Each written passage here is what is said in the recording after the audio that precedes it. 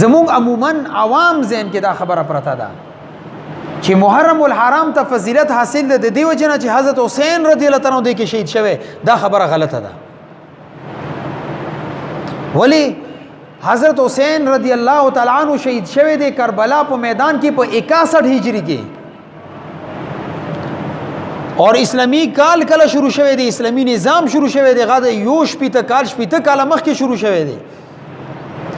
رسول الله صلی الله علیه وسلم کم د محرم فضائل بیان کړی دي غاده حضرت حسین رضی الله تعالی عنہ د شهادت نه مخکې بیان کړی دي.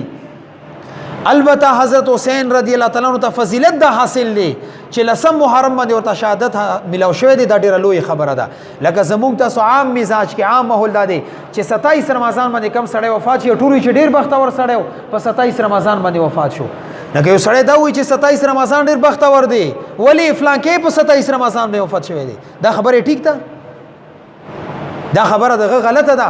مونږ به دا وایو چې دې ته کم مرګ حاصل شو دا بختور زګو چې 27 رمضان باندې وفات شو، نه دا چې 27 رمضان بهتر ځکه چې دا وفات شوی دی. زما په دې خبره تاسو پوه شئ جی؟ دا د حضرت حسین رضی الله تعالی عنہ سعادت چې لسم محرم باندې ورته شهادت میلاو شو. نور د محرم ته سعادت یا فضیلت د حضرت حسین رضی الله تعالی عنہ وجنه نه دی حاصل. اور جناب رسول الله صلی الله علیه وسلم ته جبرئیل علیہ الصلوۃ والسلام رالو. حضرت حسین رضی الله تعالی عنہ غیږ کې دی ور سره ورته استاد نه مسه بستا امت ظالمان شهید کړي. هغه موجود هم رسول الله صلی الله علیه وسلم محرم کې احکامو کې څه تبدیلی نه دروسته.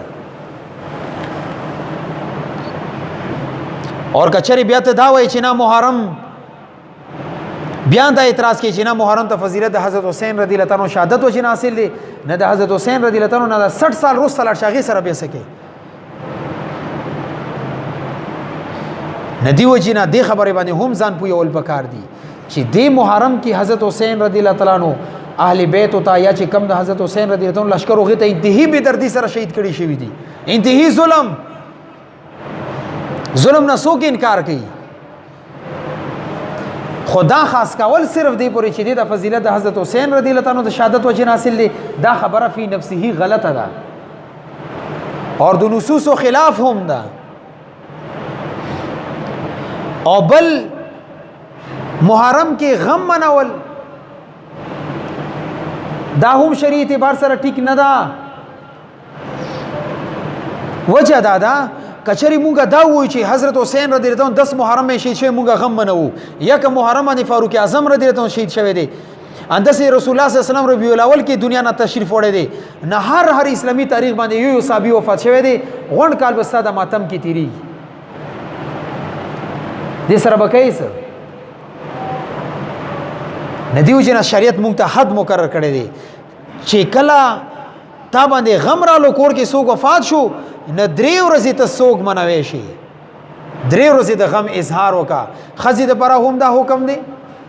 ها البته چې کما خزا حامله نوی پریگننٹ نوی هغه د پاره یتربصن بانفسهن 4 اشهر و 10 سالور میاشتې لس ورځې عدت ته هغه د سیدی لکه سالور میاشتې لس ورځې عدت تیری او کا ګیړه باندې مشومو ندی صورت کې چې کله مشوم پیدا شي بس عدت ختم، سوق ختم.